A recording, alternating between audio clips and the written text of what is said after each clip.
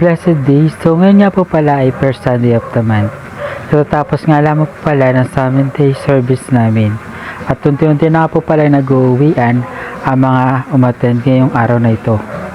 At habang naman po nag-uuwian at naglalabasan ng simbahan ng mga umattend ay kinakanta naman po or kumakanta naman po ang praise and worship team na kanilang closing song.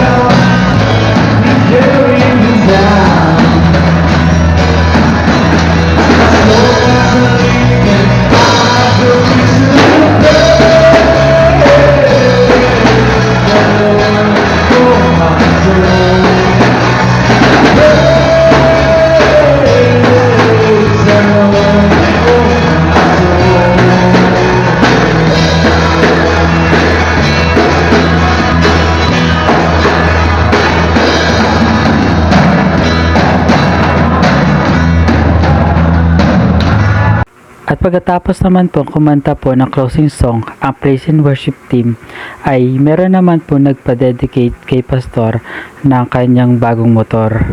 At ngayong araw nga po na to, ay gusto ko nga po i-share sa inyo kung paano nga po ang ginagawa pagka nag-dedicate po ng motor o ng sasakyan.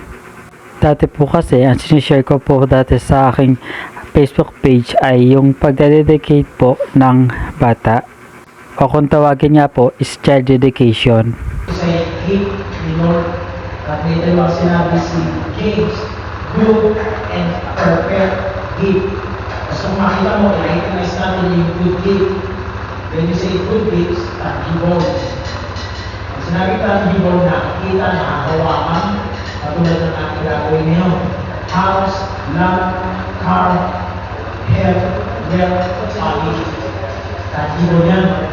Ang perfect gift, when we say intangible, hindi nakikita. Pero perfect. Ano yung perfect? Wala lima kundi yung salvation natin. Okay? Ang kaligtasan natin. Kapag sa natin yung Ephesians chapter 2 verse 8, for it is by grace you have been saved through faith, and this is not from yourselves. It is the gift of God. So ito po yung perfect salvation po natin. So itong part na ito, nagtatawalan ng Diyos sa iyo. So ito ay magiging good steward. Susunod ka lang yung gamit. Ha? Susunod ka lang gamit mo. Ang kahit muna alagaan mo. Pangalawa dapat ang mahihirap na gagamit ng plastic mo. Huwag mo ipagkara basta-basta. Hindi sa pamilya mo, kundi pag-aalaga sa mga bagay na pinagtatawalan ng Diyos sa iyo. Kaya steward ka. Dapat we must be good steward kung ano yung pinagkakawalan natin sa atin. Ito ba? Okay. So, ito ang mangyari, hindi pray itong gamit nito ay patuloy na ingatan ng Diyos. Amen? At ang nakasakay, at kagamit ng gamit mo. Ito ba? Ang oil is divine use. Ay, pinagamit ko daw for divine use. Okay? I will anoint ang iyong gamit, no? Walang power din sa kailan, hindi sa power ng Jesus. Okay? Kasi we will anoint for divine use. Okay? To set apart yung mga bagay, yung clean person, sabi ko, clean person o mga bagay na okay na sa atin, to set apart. So, inanoint ko yung oil, yung deep sasakyan, to set apart for divine use. I pray, ito ay magagamit din. Hindi lang may personal use, para sa trabaho. And I pray nang sasakay dyan, aangkas dyan, dadali ko, let's go to the house of the Lord. Ano ba? Let's go to the house of the Lord. And I pray na kapag nakita ni Lord, ginagawa ko for the ministry, and I believe ito ay overall magiging 4 weeks. Amen. If you pray about 4 weeks. So, hindi lang, ang gamit ng i-anoint in the person, I anoint you for your protection. Okay? Dito mga kapatid, since natin ang pag-ibig, sa spring, pag-pray mo natin ang ating kapatid, natulungan ko ako dahil may mga bagong bagay, ibibigay ng Panginoon sa bawat isa sa atin. Okay? Sama po tayo sa kagalakan. Sige, pag-pray po natin, Panginoon, ang aming po sandali ay pinagkakatiwala natin sa inyo. At nagpapasalamat po kami dahil may isang kapatiran, isang kabataan na may isang Panginoon ay bibigas po materially na tulad po ng motor.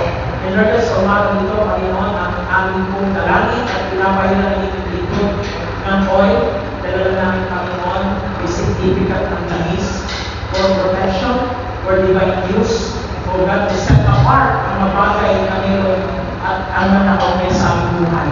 I pray ang motor na ito ay iingatan mo sa lansangan, sa daan, sa mga kakasalubong. Panginoon, i-spare mo ito sa aksidente, Panginoon. Lord, I pray na gamit ito yung tatagal. Ang gamit na ito, Panginoon, ay gamit ni Kuya Daniel for your glory. Ang nakakas dito, Panginoon, dadali niya papuntang iyong simbahan. Upang ganyan, magamit mo, Panginoon, ang kanyang buhay, ang kanyang gamit for your glory. Dahil kami naniniwala, ang gamit ay nagagamit sa gawain nagtatagal. Kaya sa oras na ito, Panginoon, I pray na ang gamit na ito ay magkakaroon ng pagiging ng aming Diyos. At habang tumatakbo ito, may your angels surrounded ang Kuya Daniel. And I pray for Kuya Daniel, at nagkakawalaan mo, I pray ang batang ito, Lord, ay patuloy mo pagpalaking. Kami naniniwala, Panginoon, hindi lang mo ang kanyang i-dedicate this morning. In the future, Lord, ay maraming mga bagay ay dadagdag sa kanyang buhay. I pray for protection for Daniel, and even sa gagamit na ito, Lord, we trust you ang bagay at ang may-ari ito. In Jesus' name, we pray. Amen. Amen. Yun lang po, salamat at isang mapagpalang araw po sa ating lahat.